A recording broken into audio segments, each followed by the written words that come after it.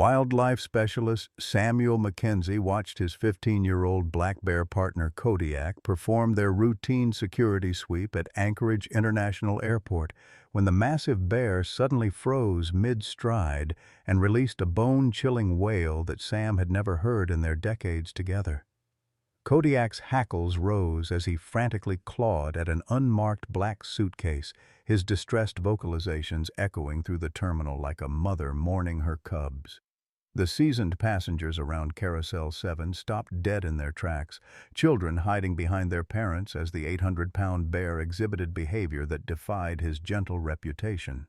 Airport supervisor Bob Fletcher dropped his clipboard, the metallic clang lost beneath Kodiak's increasingly desperate scratches against the hard-shell case.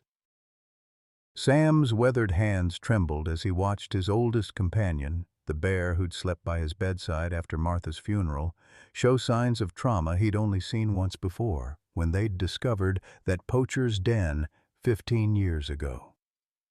3 days later, the suitcase remained unclaimed in the security holding area, and Sam knew with gut-wrenching certainty that whatever lay inside would shatter more than just airport protocol.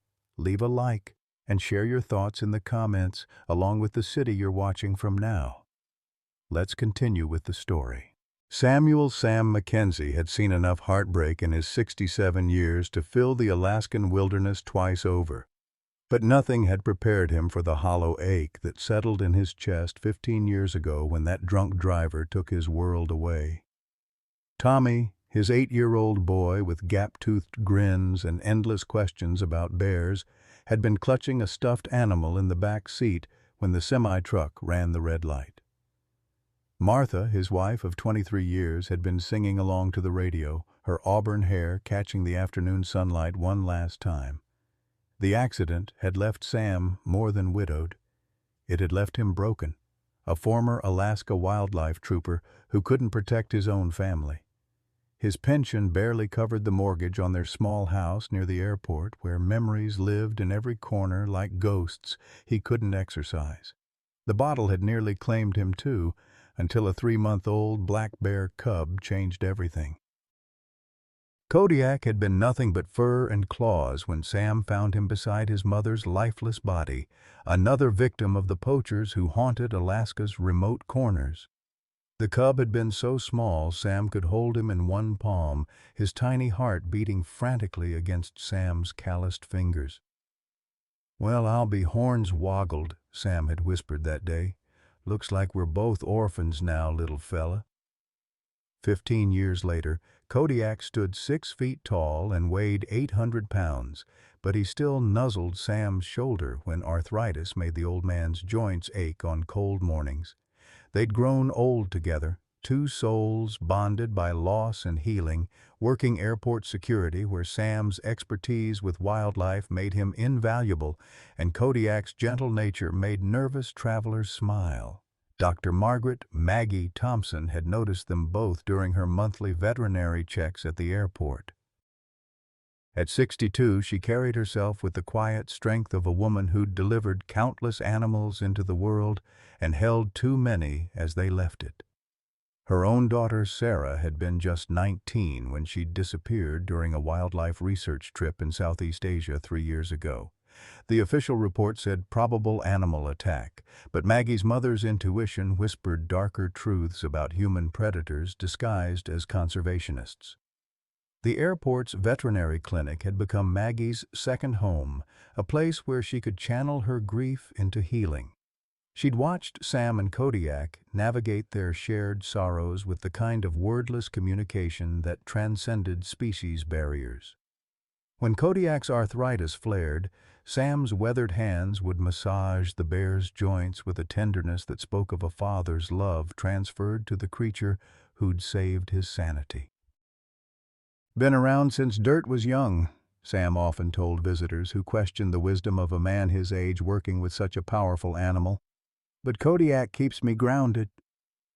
What he never mentioned was how the bear still slept beside his bed during thunderstorms, or how Sam's nightmares about screeching tires and shattering glass had finally stopped when Kodiak's steady breathing filled the silence where his family's laughter used to live. The morning of September 23rd started like any other for Sam and Kodiak, with their ritual cup of black coffee shared on the porch overlooking the Chugach Mountains. At 9:17 a.m., they began their routine security sweep through the international arrivals section, where tired passengers shuffled past Carousel 7 with the weary resignation of modern travel. Kodiak moved with the practiced efficiency of a 15-year veteran, his massive frame surprisingly graceful as he wove between suitcases and carry-on bags. His keen nose worked methodically, occasionally pausing to investigate forgotten fruit or undeclared cheese, standard contraband that required nothing more than a gentle nudge toward Sam's attention. The bear's arthritis had been acting up with the changing weather, but his dedication never wavered. Then everything changed. Kodiak stopped mid-stride beside a large black hard-shell suitcase, his entire body going rigid with an alertness Sam had rarely seen. The bear's hackles rose slowly, like a wave of electricity running down his spine, and he released a sound that made Sam's blood run cold. A low, mournful wail that seemed to come from somewhere deeper than his chest. "What is it, boy?" Sam murmured, approaching cautiously. In 15 years of partnership, he'd learned to read Kodiak's body language like a book written in his own hand. This wasn't the bear's usual alert behavior for drugs or explosives. This was something else entirely. Something that spoke to a pain Sam recognized in his own bones. Kodiak began pawing frantically at the suitcase, his massive claws scraping against the hard plastic surface with increasing desperation. The bear circled the case once, twice, then reared up on his hind legs to examine it from above, releasing another of those heart-wrenching vocalizations that drew stares from every passenger within 50 feet. "Kodiak, stand down," Sam commanded, but for the first time in their partnership, the bear ignored him completely. Instead, Kodiak pressed his ear against the suitcase, listening intently before resuming his agitated scratching. Sam examined the case himself, noting the absence of identification tags and the suspicious routing stickers that suggested multiple international transfers. His trained eye caught details that might escape a younger officer, the slightly worn edges where hands had gripped too tightly, the faint scratches around the lock mechanism, and most troubling of all, the series of tiny holes along the seam that looked deliberately drilled. Airport Supervisor Bob Fletcher arrived within minutes, his expression a mixture of concern and irritation. At 55, Fletcher carried himself with the bureaucratic authority of a man who'd spent more time behind a desk than in the field, and his patience for Sam's unconventional methods had been wearing thin lately. "What's the situation, Mackenzie?" Fletcher asked, keeping his distance from the still agitated Kodiak. "Something's got him spooked," Sam replied, watching as Kodiak continued his desperate examination of the suitcase. "In all our years together, I've never seen him react like this. There's something alive in there, Bob." Fletcher's skeptical expression deepened. "Sam, you're 67 years old. Maybe it's time to consider that your bear might be getting confused. Animals develop dementia too, you know." The words hit Sam like a slap, but he kept his voice steady. "Bob, I've been reading animal behavior since before you knew the difference between a caribou and a moose. Kodiak's trying to tell us something important. According to the manifest, this suitcase contains textiles and handicrafts from a dealer in Bangkok," Fletcher said, consulting his tablet. "Standard cargo, nothing unusual." "Then why hasn't anyone claimed it?" Sam pressed. "It's been sitting here for 3 days," Fletcher shrugged. "Happens all the time. Missed connections, lost paperwork. We'll process it as abandoned property after the 72-hour hold expires." Sam felt frustration building in his chest like steam in a kettle. "Bob, in my 30 years as a wildlife trooper, I learned to trust my instincts. And right now, every instinct I have is screaming that something is desperately wrong." "Your instincts," Fletcher repeated, his tone carrying the patronizing edge that made Sam's jaw clench. "Sam, With all due respect, you're not a trooper anymore. You're airport security. We have protocols for a reason." Kodiak chose that moment to release another of his anguished calls, the sound echoing through the terminal with such raw emotion that several children began crying in sympathy. The bear's dark eyes found Sam's, and in them the old man saw a plea for understanding that transcended the barriers between species. "That dog won't hunt, Bob," Sam said quietly, using the phrase his father had taught him decades ago. "Something's suffering in there, and we're wasting time arguing about paperwork while it dies." Fletcher's radio crackled with another security issue demanding his attention. "Fine," he said curtly. "Document your observations and file a report. But that suitcase doesn't get opened without proper authorization, period." As Fletcher walked away, Sam knelt beside Kodiak, placing a weathered hand on the bear's massive shoulder. "I hear you, old friend," he whispered. "I hear you loud and clear." The second day brought Dr. Margaret Thompson to the airport for her monthly veterinary inspection, her practiced eye immediately drawn to the unusual scene at Carousel 7. Maggie had been making these rounds for over a decade, but she'd never seen Kodiak exhibit such distressed behavior. The massive bear paced in tight circles around the black suitcase, occasionally pressing his ear against its surface before releasing those haunting vocalizations that seemed to echo from his very soul. "Sam," she called out, approaching with the cautious respect that 15 years of large animal practice had taught her. "What's happening here?" Sam's weathered face showed the strain of a sleepless night spent worrying about the suitcase's contents. "Been like this for 36 hours straight, Maggie. Won't eat, barely drinks water. It's like he knows something we don't." Maggie knelt beside Kodiak, her trained hands gently examining the bear's posture and breathing patterns. "This isn't random agitation," she said, her voice carrying the authority of someone who'd spent decades interpreting animal behavior. "This is grief response mixed with protective instinct. I've seen it in mother bears who've lost cubs." "That's what I've been trying to tell Fletcher," Sam replied, frustration evident in his voice. "But he thinks we're both getting too old for this job." Maggie's expression hardened at the dismissive comment.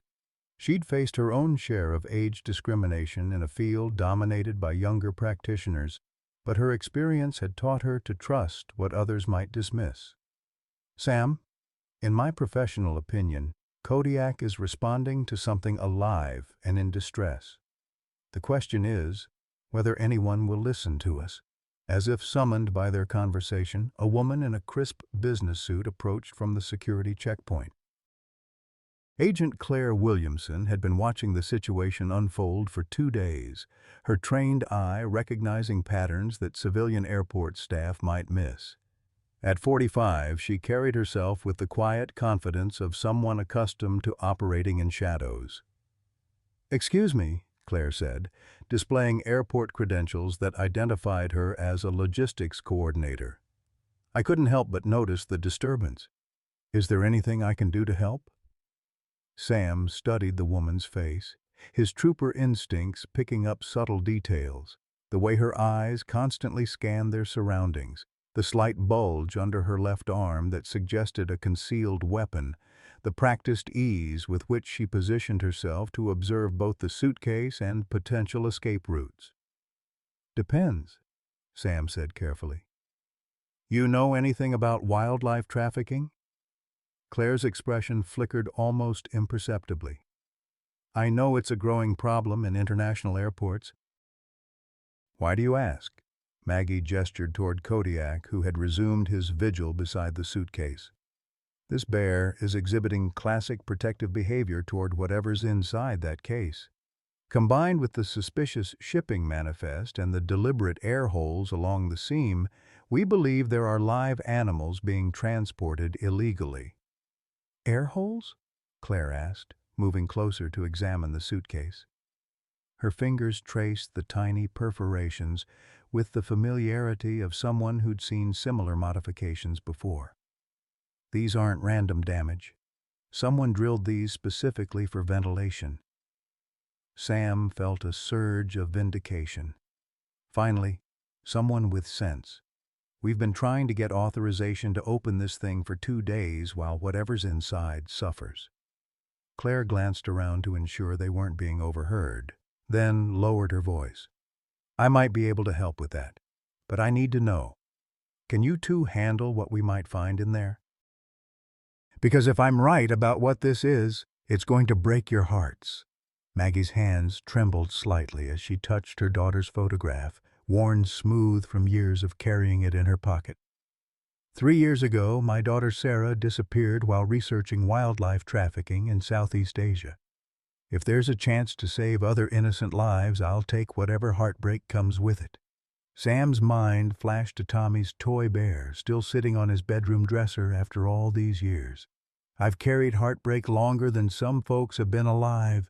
If we can prevent another family from going through what I did, then we open that suitcase. Claire nodded grimly. Then let's do this properly. Maggie, I need you to create a medical emergency justification. Sam, you'll need to clear the area and establish a perimeter. We're about to break about a dozen federal regulations, but sometimes doing the right thing requires bending the rules. As they prepared to act, Kodiak seemed to sense the shift in their intentions. The bear's agitation intensified, but now it carried a note of hope alongside the desperation. He positioned himself protectively beside the suitcase, his massive frame creating a barrier between the case and any potential threats.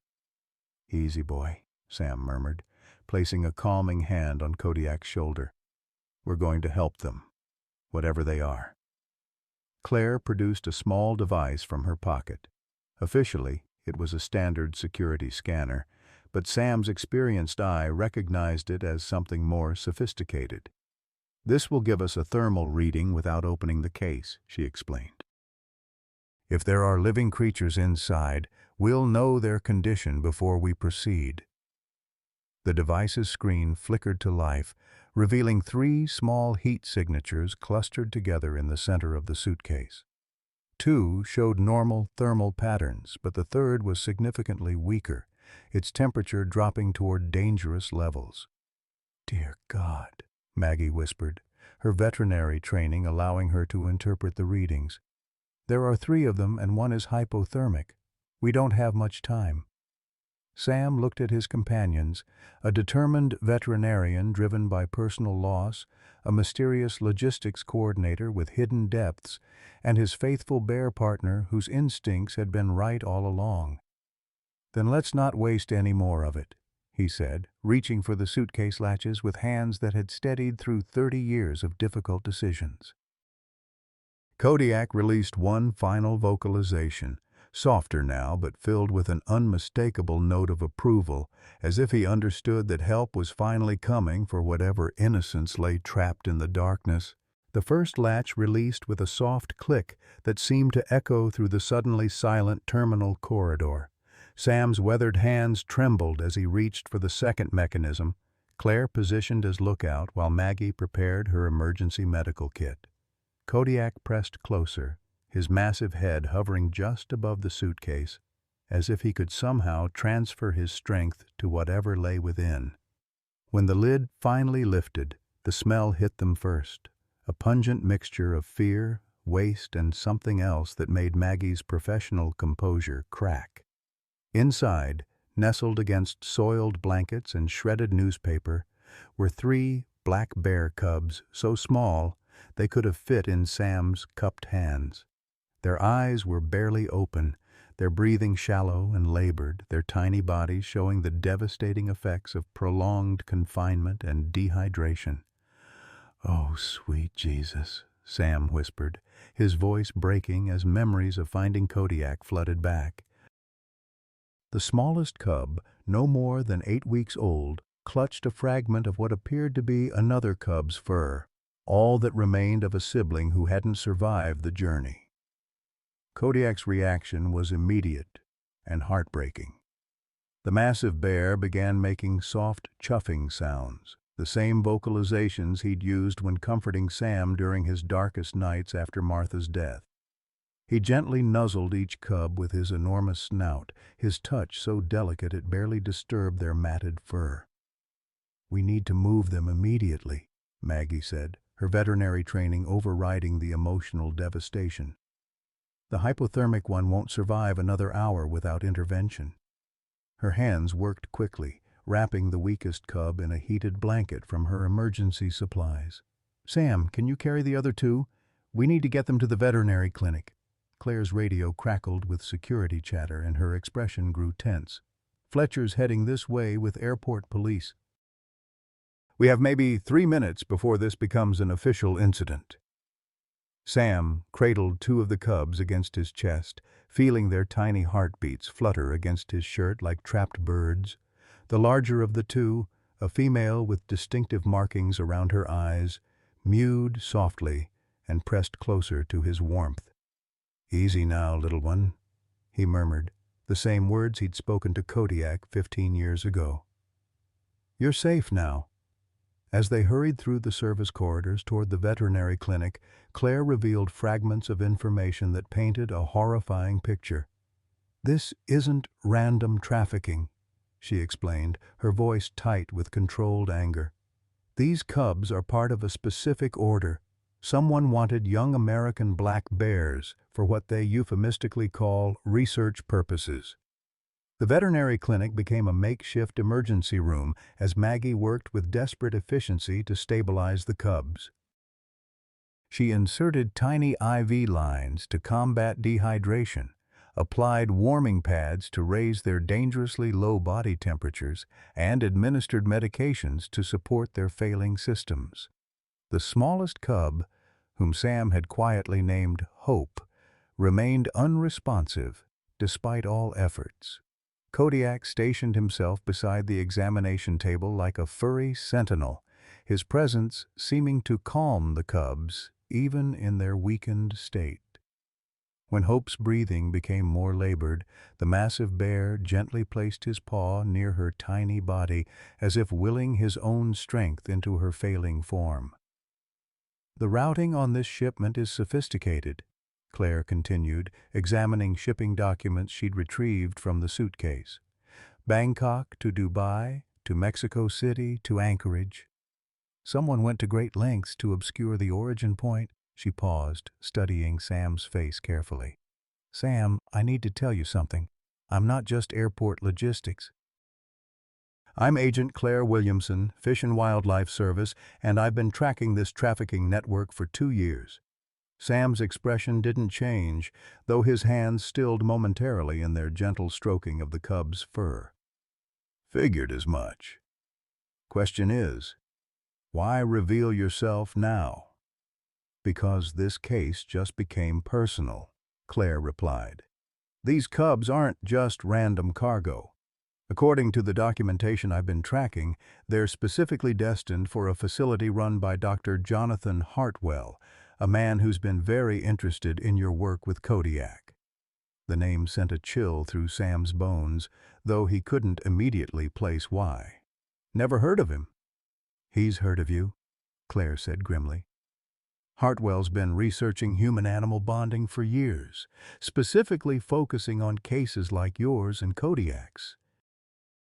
His public face is wildlife conservation, but my investigation suggests something much darker." Maggie looked up from her work with hope, exhaustion and concern etched across her features. "This little one isn't responding to standard treatment. Her body temperature is still dropping, and her blood sugar levels are critically low." She paused, meeting Sam's eyes. "I think she's given up. Sometimes young animals do that when they've been traumatized beyond their ability to cope." Sam moved closer to the examination table, his voice soft but firm. "Now you listen to me, little Hope. I know the world's been cruel to you, but you've got family here now. Kodiak and I, we understand what it's like to lose everything. But we also know something about starting over." As if responding to his words, Hope's eyes flickered open briefly, revealing the dark, intelligent gaze characteristic of her species. Kodiak immediately leaned closer, making soft rumbling sounds deep in his chest, the same comforting vibrations he'd used to soothe Sam through countless nightmares. Claire's phone buzzed with an urgent message. "We have a problem. Dr. Hartwell just arrived at the airport claiming he's here to provide emergency care for confiscated wildlife. He's got all the proper authorizations and is demanding immediate access to any animals found in the suspicious cargo." "Like hell," Sam growled, his protective instincts flaring. "These babies aren't going anywhere until they're strong enough to travel, and even then, not to him. He's got federal backing, Sam. Papers signed by people whose names carry weight in Washington. If he presents a court order, then we make sure he doesn't get the chance," Maggie interrupted, her maternal instincts overriding professional caution. "These cubs have been through enough trauma. Moving them now would be medically irresponsible, possibly fatal." The clinic door burst open as Fletcher arrived with 2 airport security officers, his face flushed with anger and bureaucratic indignation. "Mackenzie, what the hell do you think you're doing? You opened federal evidence without authorization." Sam positioned himself between Fletcher and the cubs, Kodiak rising to his full height beside him. "I did what needed doing, Bob. These babies were dying while you worried about paperwork. You violated about a dozen protocols. I could have you arrested for tampering with evidence, interfering with a federal investigation." "Bob," Sam said quietly, his voice carrying the authority of 3 decades in law enforcement, "I've been arresting people since before you knew which end of a badge was up. You want to arrest a 67-year-old man for saving the lives of innocent animals? Go ahead. But you'll have to explain to the media why airport security stood by and let endangered cubs die in a suitcase." The threat of publicity made Fletcher pause, his anger warring with political self-preservation. "This is completely irregular. So was letting my family die," Sam said, his voice barely above a whisper. The raw pain in those words made even Fletcher step back. "I couldn't save Tommy and Martha, but I can save these little ones, and if that cost me my job, then so be it." Hope chose that moment to release a tiny mew, her first vocalization since they'd found her. The sound seemed to galvanize everyone in the room, a reminder of what they were fighting for. Kodiak responded immediately with his own soft chuff, and the other 2 cubs began stirring more actively. "She's responding," Maggie said with amazement. "Her temperature is starting to stabilize." "Whatever you're doing, Sam, keep talking to her." Sam leaned closer to the examination table, his voice taking on the gentle tone he'd used with his own son years ago. "That's right, Hope. You fight, little girl. You've got a whole family here ready to love you. Kodiak's going to teach you how to be strong, and Maggie's going to make sure you grow up healthy, and this old fool's going to make sure nobody ever hurts you again." The clinic door opened again, and Dr. Jonathan Hartwell entered with the confident stride of a man accustomed to getting his way. Tall and distinguished, with silver hair and the kind of commanding presence that demanded attention, he surveyed the scene with calculating eyes that lingered just a moment too long on the cubs. "I'm Dr. Hartwell," he announced, producing official documentation. "I'm here to provide emergency care for the confiscated wildlife. I understand you have 3 black bear cubs that require immediate specialized treatment." Sam felt Kodiak tense beside him, the bear's hackles rising slightly as he assessed this new arrival. In 15 years of partnership, Sam had learned to trust Kodiak's instincts about people, and right now those instincts were screaming warnings. "These cubs are receiving excellent care," Maggie said firmly, not looking up from her work. "Moving them now would be dangerous." Hartwell's smile was professionally warm, but didn't reach his eyes. "I appreciate your efforts, Doctor, but I have facilities specifically designed for this type of emergency. The longer we delay proper treatment, the greater the risk to their survival." "Funny thing," Sam said, his tone deceptively casual, "but in 30 years of wildlife work, I've learned that sometimes the greatest danger to an animal comes from the people claiming to help them. Something flickered across Hartwell's features. Surprise, perhaps, or recognition. Have we met before, officer? Mackenzie, Sam replied, studying the man's face carefully. Sam Mackenzie. And no, we haven't met. But I never forget a voice, and yours sounds mighty familiar. The tension in the room ratcheted up another notch as the two men faced each other across the examination table where three tiny cubs fought for their lives, unaware that their fate might depend on the outcome of this confrontation between their would-be protector and a man whose true intentions remained shrouded in professional courtesy and federal authorization. The standoff in the veterinary clinic stretched like a taut wire ready to snap as Dr. Hartwell's professional facade began showing hairline cracks under Sam's steady scrutiny. Claire positioned herself strategically near the door, her hand resting casually near her concealed weapon while maintaining the appearance of a concerned logistics coordinator. The cubs remained the eye of this human storm, their tiny forms breathing steadily under Maggie's expert care. Mr. Mackenzie, Hartwell said, his voice carrying a calculated warmth that made Sam's skin crawl. I understand your attachment to these animals, but sentiment can't override scientific necessity. These cubs require specialized treatment that only my facility can provide. Kodiak's low growl rumbled through the room like distant thunder, the massive bear's protective instincts responding to threats Sam couldn't yet articulate. The old man placed a calming hand on his partner's shoulder while never breaking eye contact with Hartwell.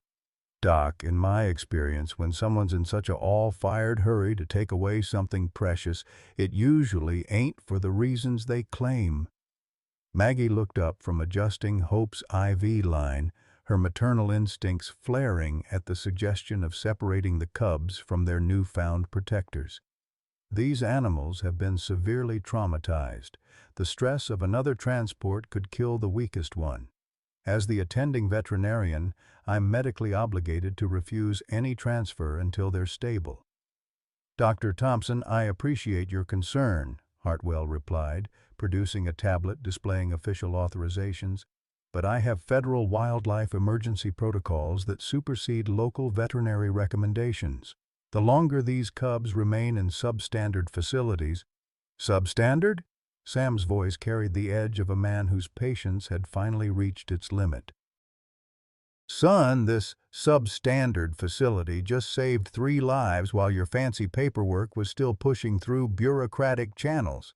Fletcher, caught between his bureaucratic instincts and the mounting tension, stepped forward with obvious discomfort.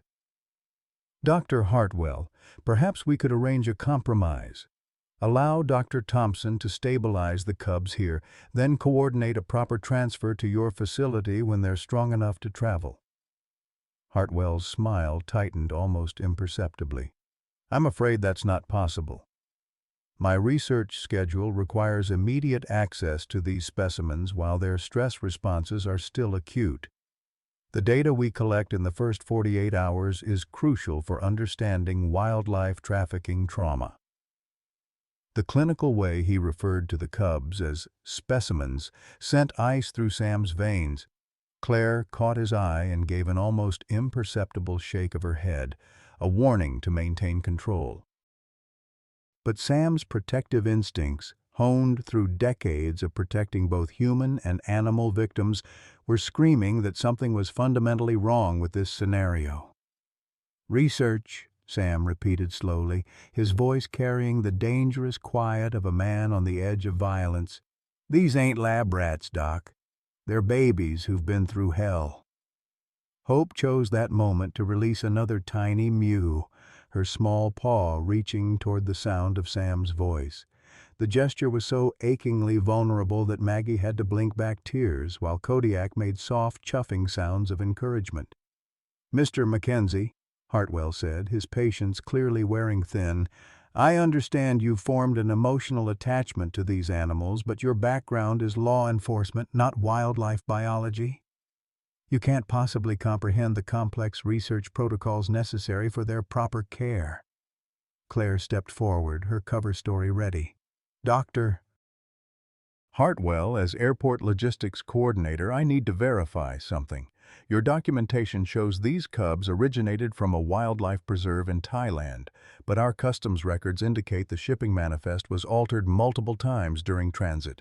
Can you explain these discrepancies? Hartwell's eyes sharpened as he studied Claire more carefully. I wasn't involved in the shipping arrangements. My foundation simply receives animals that have been confiscated by various agencies. The important thing now is getting them proper care. Funny thing about proper care, Sam said, moving closer to the examination table where the cubs rested. Kodiak here taught me that sometimes the most important medicine is just knowing someone gives a damn about whether you live or die. As if responding to his words, the two stronger cubs began moving more actively, their tiny forms seeking warmth and comfort. Kodiak lowered his massive head until he was eye level with them, his presence seeming to provide a sense of security that no amount of medical equipment could match. Hartwell watched this interaction with an intensity that made Claire's undercover instincts ping with alarm. Fascinating, he murmured, pulling out his phone to record the scene. The behavioral bonding between domestic-raised bears and wild cubs could provide valuable data for my research. Put that thing away, Sam snapped, his protective instincts flaring. These babies aren't your personal zoo exhibit. I'm simply documenting important behavioral patterns, Hartwell replied smoothly, but he pocketed the phone. Mr. Mackenzie, I've heard quite a bit about your unusual partnership with Kodiak.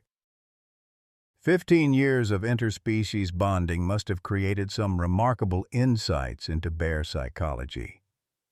Something in the man's tone triggered a memory fragment in Sam's mind. A voice on a phone call years ago asking similar questions about his work with Kodiak. The pieces weren't quite connecting, but his gut told him this wasn't their first encounter. Claire's radio crackled with an incoming message. Dr. Hartwell, I'm showing multiple federal agencies now involved in this case. Fish and Wildlife, Customs, and something called the Wildlife Research Ethics Board. That's unusual for a simple trafficking case. Hartwell's expression flickered with what might have been surprise or annoyance. Multiple agencies often become involved when international trafficking is suspected. It's standard protocol. Not in my experience, Claire replied casually. Usually takes weeks to get that level of coordination, not hours. Maggie finished checking the cubs' vital signs and straightened up, her expression troubled. Something else is bothering me. These cubs show signs of veterinary intervention before their transport. Fresh injection sites, recent blood draws. Someone was conducting medical procedures on them during their captivity. That's impossible to determine without proper laboratory analysis, Hartwell said quickly. But his dismissal came too fast, too defensively. Sam felt the familiar tingle of investigative instincts that had served him well during his trooper days. Doc, you seem mighty eager to get these cubs away from folks who might ask inconvenient questions. I'm eager to provide them with proper care, Hartwell replied, his professional mask slipping slightly. Every minute we delay increases their risk of complications. Kodiak suddenly rose to his full height, his attention focused on something beyond the clinic's windows. The bear's hackles rose as he released a low, warning growl that made everyone in the room freeze. Outside, Sam could see several black SUVs pulling into the airport service area, vehicles that looked more like a federal task force than routine wildlife transport. Expecting company, Doc? Sam asked, his hand instinctively moving toward the service weapon he no longer carried. Hartwell glanced out the window, and for the first time his composure cracked completely. Those vehicles, they're not mine. Claire moved to the window, her trained eye assessing the situation. 6 vehicles, tactical deployment pattern, federal plates. She turned back to the group, her cover story finally dropped. Agent Claire Williamson, Fish and Wildlife Service, Doctor. Hartwell, you're under federal investigation for wildlife trafficking conspiracy. That's impossible, Hartwell sputtered. but his face had gone pale. "I'm a respected researcher. My foundation has impeccable credentials." "Your foundation has been a front for an international trafficking network," Claire replied, producing her badge and weapon simultaneously. "We've been tracking your operation for 2 years." Fletcher backed toward the door, clearly out of his depth. "I need to report this to airport security." "Bob," Sam said quietly, never taking his eyes off Hartwell, "you might want to stay put. Something tells me this is about to get complicated." Hope released another tiny mew, and Sam felt his resolve crystallize into something harder than steel. Whatever was happening here, whatever federal complications were rolling up in those black SUVs, his first priority was protecting 3 innocent cubs who'd already suffered more than any living creature should endure. Hartwell's phone buzzed with an urgent message, and his face went from pale to ashen as he read it. "This is a misunderstanding. My legal team will have this sorted out within hours." "Maybe," Claire said, keeping her weapon trained on him, "but those cubs aren't going anywhere until we sort out exactly who you really are and what you were planning to do with them."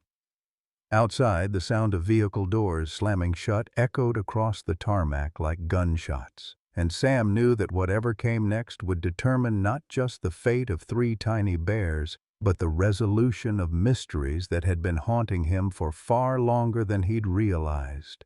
The federal agents burst through the clinic doors with military precision, their tactical gear and grim expressions transforming the small veterinary space into a war zone.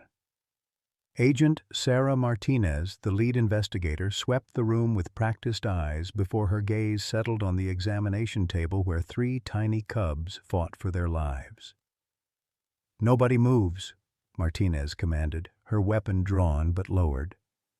"This facility is now under federal jurisdiction pending investigation of international wildlife trafficking violations." Hartwell straightened, his earlier panic replaced by calculated confidence. "Agent Martinez, thank God you're here. These people have been interfering with a legitimate research operation. I need those cubs transferred to my facility immediately for proper care. Dr. "Hartwell," Martinez replied coldly, "you're under arrest for conspiracy to traffic endangered species, money laundering, and operating an illegal research facility." The words hit Sam like physical blows as memory suddenly crystallized with horrifying clarity. "Hartwell," he whispered, his face draining of color. "Jonathan Hartwell, you son of a bitch." Claire kept her weapon trained on Hartwell while addressing Martinez. "Agent, this man has been attempting to claim custody of trafficking victims. We have evidence of a broader network. Evidence that implicates you as well, Agent Williamson," Martinez interrupted. "Your unauthorized investigation has compromised a 2-year federal operation." Sam's world tilted on its axis as the pieces of a 15-year-old puzzle finally fell into place. "You," he said, his voice barely above a whisper, but carrying the weight of accumulated grief and rage. "You killed my family." Hartwell's mask of professional composure finally shattered completely. "Mr. Mackenzie, I have no idea what you're talking about." "October 15th, 15 years ago," Sam continued, his voice growing stronger with each word. "You called my house asking questions about my work with orphaned wildlife. Martha answered the phone, told you I was taking Tommy to see a movie. An hour later, a drunk driver ran a red light and killed them both." The clinic fell silent, except for the soft beeping of medical equipment monitoring the cubs' vital signs. Even the federal agents seemed transfixed by the raw emotion radiating from the old man. "That driver worked for you," Sam pressed on, memories flooding back with devastating clarity. "Martha had been investigating illegal wildlife imports through the Port Authority. She was getting too close to your operation, so you had them killed." Hartwell's face contorted with rage and something that might have been guilt. "Your wife was a meddling bureaucrat who didn't understand the importance of scientific progress. Some sacrifices are necessary for the greater good." The admission hung in the air like a toxic cloud, confirmation of Sam's worst nightmares. Kodiak sensed his partner's emotional devastation and moved closer, the massive bear's presence the only thing keeping Sam from lunging at Hartwell with his bare hands. "Jesus Christ," Fletcher whispered, finally understanding the true scope of what had been unfolding in his airport. "Sam, I'm so sorry. I had no idea." Maggie looked up from the cubs, tears streaming down her face.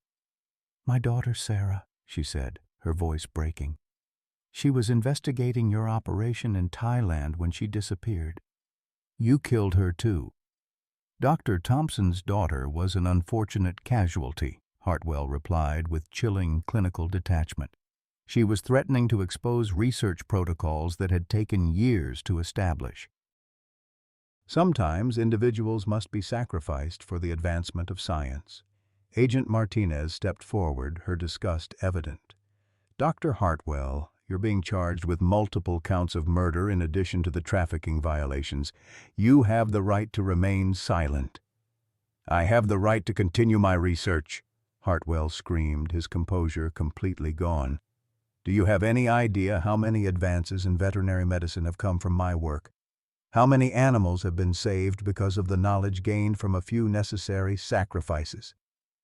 Sam felt something break inside his chest, a dam of grief and rage that had been building for 15 years finally bursting. "You call murdering children and their mothers necessary sacrifices? You monster!" Hope chose that moment to release a weak cry, the sound cutting through the tension like a knife. The smallest cub was failing despite all of Maggie's efforts, her tiny body giving up the fight that had sustained her through unspeakable trauma. "She's crashing," Maggie called out urgently, but the words seemed to come from very far away as Sam's vision tunneled with rage and grief. Kodiak's mournful wail filled the clinic as he sensed both Hope's distress and Sam's emotional breakdown. The massive bear pressed against his partner, offering what comfort he could, while the federal agents secured Hartwell and the truth of 15 years of pain finally came to light. In that moment, surrounded by federal agents and facing the man who had destroyed his family, Sam Mackenzie felt the crushing weight of justice delayed and wondered if saving 3 tiny cubs could ever balance the scales against so much loss and betrayal. Hope's tiny body went limp in Maggie's hands just as the federal agents finished securing Hartwell in restraints.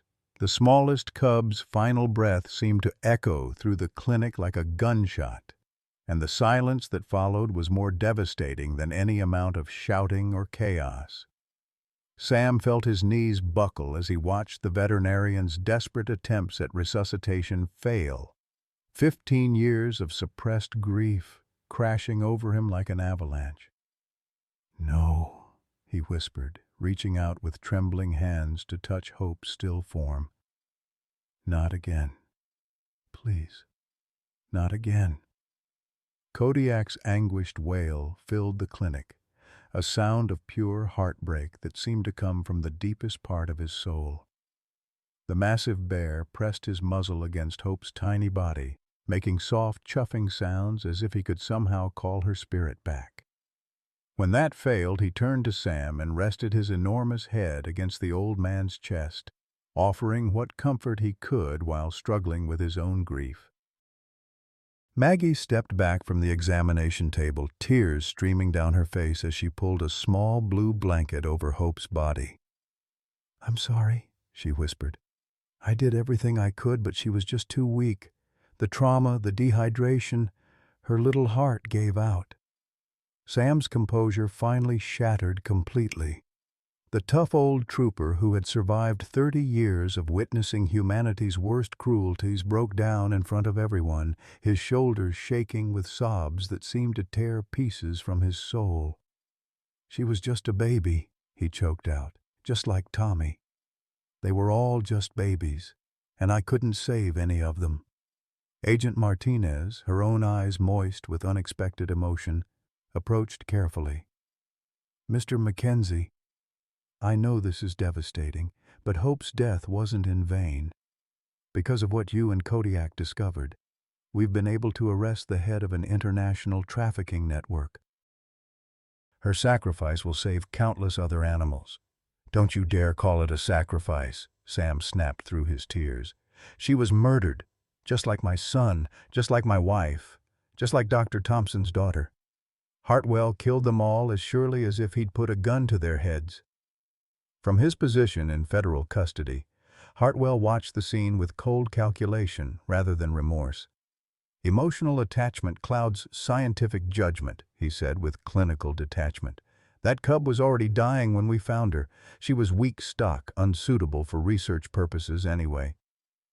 The callousness of his words sent Kodiak into a rage unlike anything Sam had ever witnessed. The massive bear rose to his full height, hackles bristling, and released a roar that shook the clinic's windows. Only Sam's firm hand on his shoulder prevented the bear from attacking the restrained man. "Easy, boy," Sam said, his voice steady despite his tears. "He's not worth it." "He's not worth destroying yourself over." Claire, still processing her own guilt over the failed undercover operation, knelt beside the two surviving cubs. "These two are responding better to treatment," she reported softly. "The female is stabilizing and the male is actually trying to sit up." Maggie wiped her tears and returned to her professional duties, checking the vital signs of the survivors. "They're going to make it," she said with quiet determination. "Hope fought long enough to give them a chance. We can't let her struggle be meaningless." Sam moved closer to the surviving cubs, noting how they instinctively pressed toward Kodiak's warmth. The sight of the two tiny forms seeking comfort from his partner sparked something deep within him, not just protectiveness, but a sense of purpose he hadn't felt since losing his family. "What happens to them now?" he asked Agent Martinez. "Standard protocol would be placement in a federal wildlife facility pending investigation," she replied. "But given the circumstances and the clear bonding behavior we've observed with Kodiak, there might be alternatives." Fletcher, who had been silent throughout the emotional chaos, finally spoke up. "Sam, I owe you an apology. More than that, I owe you a debt. If I hadn't been so focused on procedures and politics, maybe we could have prevented this tragedy." "Bob," Sam replied, his voice hoarse from crying, "you did what you thought was right according to the rules. But sometimes the rules are wrong, and sometimes an old man and his bear see things that younger, smarter folks miss." Dr. Hartwell, perhaps sensing that his situation was beyond recovery, made one final attempt at manipulation. "Mr. Mackenzie, you think you're some kind of hero, but you're just a broken old man living vicariously through an animal. Your attachment to these cubs is nothing more than misplaced grief over your dead family." The words were calculated to wound, and they found their mark. Sam's face went white with renewed pain, but before he could respond, something unexpected happened. The larger of the two surviving cubs, a male with distinctive brown markings, struggled to his feet and made his way unsteadily toward Sam's voice.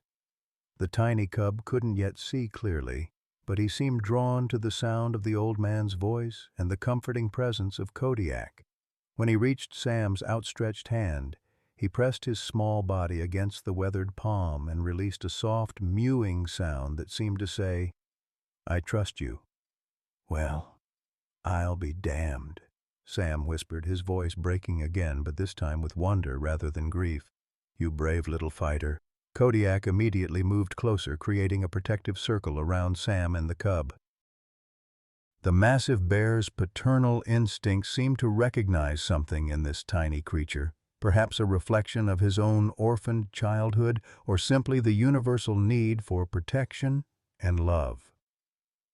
Agent Martinez observed the interaction with growing understanding. "Mr. Mackenzie, how would you feel about serving as a temporary foster placement for these cubs? Given your experience with Kodiak and the obvious bonding behavior, it might be the best option for their psychological recovery."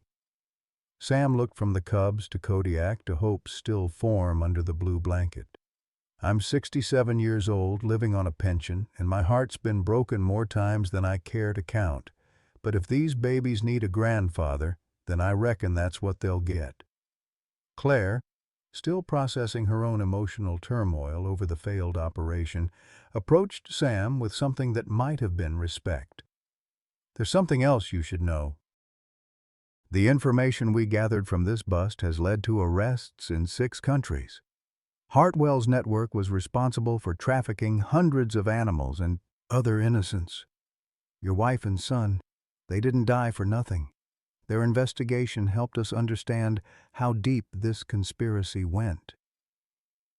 The revelation provided little comfort in the face of Hope's death, but Sam felt a slight loosening of the guilt he'd carried for 15 years. "Martha always said the truth would come out eventually," he said softly. "She just didn't know how high the price would be." As federal agents prepared to transport Hartwell to federal detention, the man made one final desperate plea. "You don't understand what you're destroying," he called out to Sam. "My research could have revolutionized wildlife medicine. These animals' suffering served a greater purpose." Sam looked at Hope's tiny body, then at the 2 survivors who were already showing signs of recovery under Kodiak's protective watch. "Doc," he said with quiet finality, "the only purpose suffering serves is to remind us why love matters. And you never learned that lesson." As the clinic finally emptied of federal agents and the immediate crisis passed, Sam found himself alone with Maggie, Kodiak, and 3 tiny cubs, 2 living, 1 at peace. The weight of the day's revelations pressed down on him like a physical force, but for the first time in 15 years, he felt something besides grief and guilt. He felt hope. Not the kind represented by the cub who had died fighting impossible odds, but the kind that comes from knowing that sometimes, even in the darkest moments, love finds a way to continue. As Kodiak gently nuzzled the surviving cubs, and they responded with tiny sounds of contentment, Sam Mackenzie realized that his story, their story, was far from over. 6 months after that devastating day at Anchorage International Airport, Sam Mackenzie stood on the front porch of his expanded home, watching 2 healthy black bear cubs tumble through the autumn leaves under Kodiak's watchful supervision. The male cub, whom they'd named Tommy in honor of Sam's son, had grown into a robust young bear with an adventurous spirit and an uncanny ability to find trouble. The female, christened Martha after Sam's late wife, possessed her namesake's gentle intelligence and seemed to understand human emotions with startling clarity.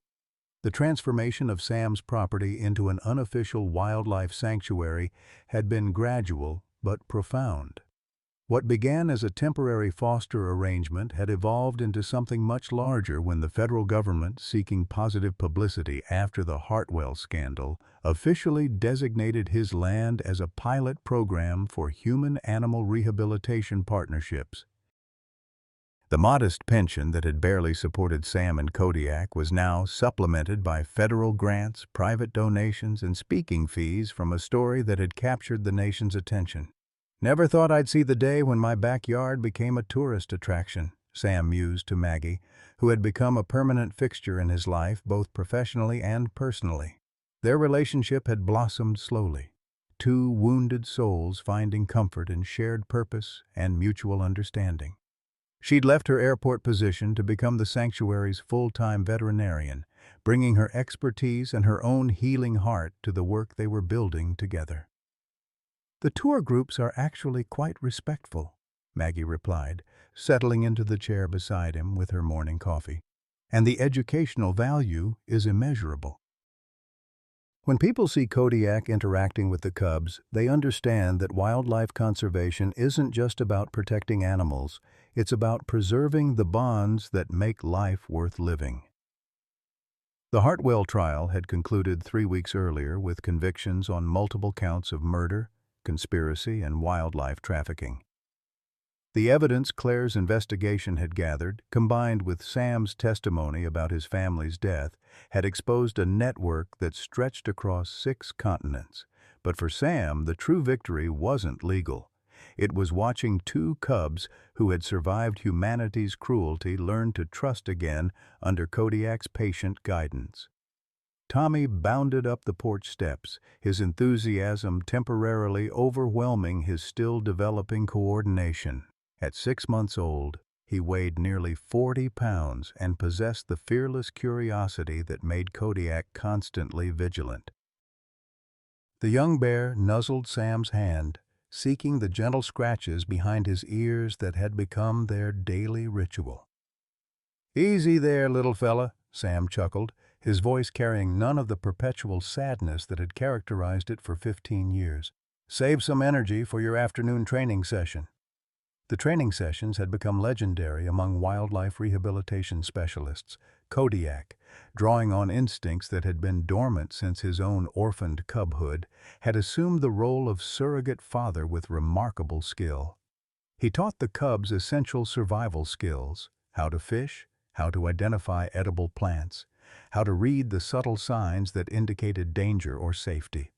But more importantly, he taught them how to trust, how to play, and how to form the emotional bonds that would sustain them throughout their lives. Martha, more cautious than her adoptive brother, approached Sam's chair with the careful dignity that reminded him so powerfully of his late wife. She possessed an almost human-like ability to sense emotions, often appearing at Sam's side during his darker moments with a gentle nuzzle that seemed to say, "I understand your pain, and I'm here." Claire arrived for her weekly check-in, her federal investigation having evolved into something more like extended family visits. The guilt she'd carried over Hope's death had gradually transformed into determination to ensure that no other animals suffered similar fates. Her reports on the sanctuary's progress had become models for similar programs across the country. "How are our stars performing?" she asked, watching as Kodiak demonstrated proper fishing technique to two very attentive students at the pond Sam had excavated behind the house. "Better than anyone dared hope," Maggie replied. "Their socialization skills are remarkable, and their physical development is ahead of normal benchmarks. But more importantly, they're happy. They play, they explore, they form attachments." Everything that Hartwell's research subjects were denied. The mention of Hartwell's victims brought a familiar tightness to Sam's chest. The investigation had revealed the full scope of the trafficking network's cruelty. Hundreds of animals subjected to painful procedures in the name of research, cubs separated from mothers, and subjected to psychological experiments designed to break their spirits before they were sold to private collectors or illegal research facilities. But it had also revealed something that had provided Sam with a form of closure he'd never expected. Martha and Tommy's investigation into wildlife trafficking hadn't been a random crusade. They'd been following leads that connected directly to Hartwell's operation. Their deaths hadn't been senseless. They'd been murdered because they were on the verge of exposing a network that had operated with impunity for years. "I got some news today," Claire said, settling into a chair that had been added to accommodate the sanctuary's growing number of regular visitors. The Thai government raided Hartwell's research facility outside Bangkok. They found evidence of at least 40 cubs that had been processed through that location over the past 3 years. Sam's hands stilled in their gentle stroking of Tommy's fur. "Any survivors?" 12 cubs in various stages of conditioning, all showing signs of severe psychological trauma. But they're alive, and they're being treated at a legitimate wildlife rehabilitation center. The Thai officials specifically requested information about our methods here. The idea that their small sanctuary might serve as a model for international rehabilitation efforts filled Sam with a pride he hadn't experienced since his trooper days, but it was tempered by the knowledge of how many innocents had suffered while Hartwell's network operated unchecked. "Maggie," he said quietly, "how many more cubs like Hope never got the chance we gave Tommy and Martha?" She reached across the space between their chairs to take his weathered hand in hers. "Too many. But that's exactly why this work matters. Every cub we save, every technique we develop, every person we educate, it all adds up to fewer tragedies in the future." Tommy chose that moment to demonstrate his growing independence by attempting to climb onto Sam's lap, a feat that would have been adorable when he weighed 5 pounds, but was considerably more challenging at 40. Sam laughed, a sound that had become increasingly common over the past months, and gently guided the young bear back to the porch floor. "Getting a bit big for lap-sitting, aren't you, son?" Sam said, using the endearment that came naturally now. "Pretty soon you'll be bigger than your old grandpa." The word grandpa had evolved organically from Sam's interactions with the cubs, and it carried none of the pain that references to his original son had once triggered. These weren't replacements for Tommy and Martha. They were additions to a family that had found new ways to grow despite devastating losses. Kodiak approached the porch, with Martha following close behind, both bears showing the relaxed contentment that came from a successful training session. At 15 years old, Kodiak was considered elderly for a bear, but his role as teacher and protector had given him a vitality that surprised even Maggie's veterinary expertise.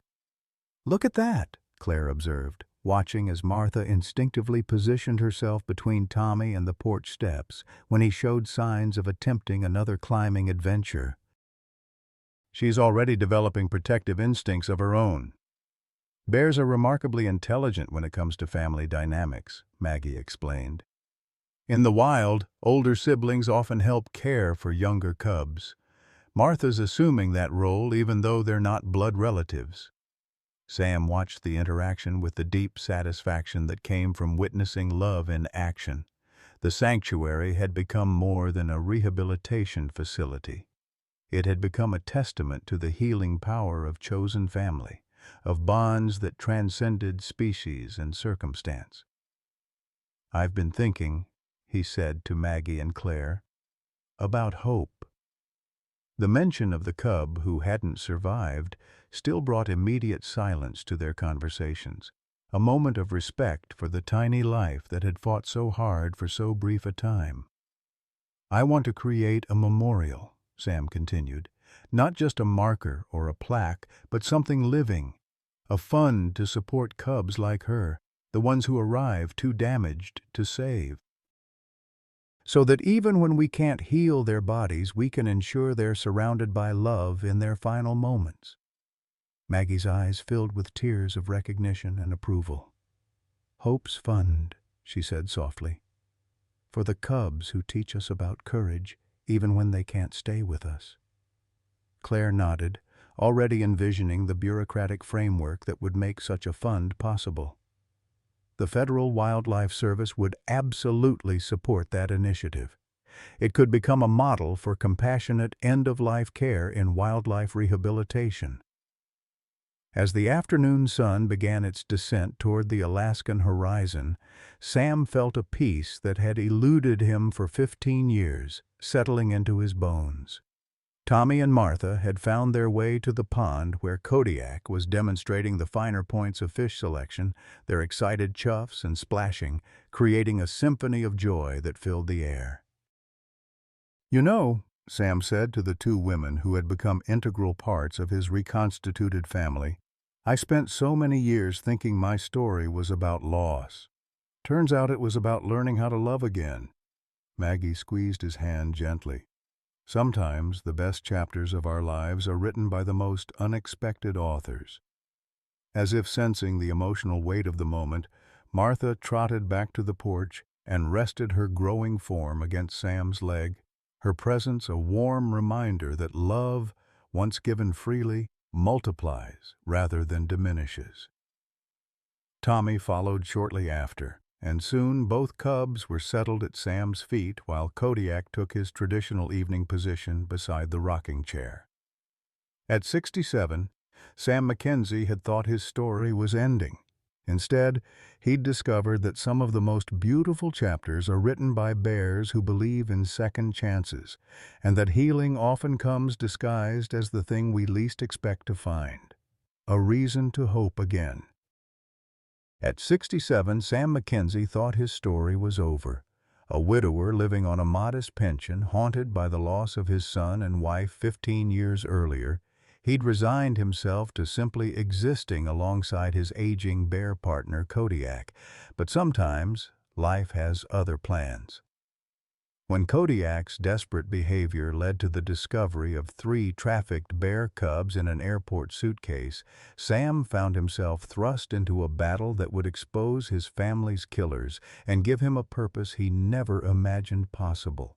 The smallest cub, Hope, didn't survive, but her brief fight for life ignited something in Sam's weathered heart. The 2 survivors, Tommy and Martha, became the family he thought he'd lost forever. Today, at 68, Sam runs a wildlife sanctuary that's become a model for rehabilitation programs worldwide. His pension may be modest, but his life is rich with purpose, love, and the daily joy of watching rescued cubs learn to trust again under Kodiak's patient guidance. Age didn't end Sam's story. It gave him the wisdom to write his most meaningful chapter.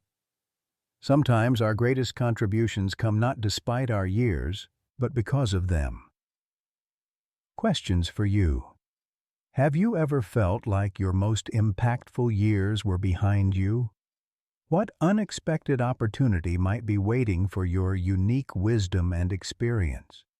Share your thoughts below. Your story matters.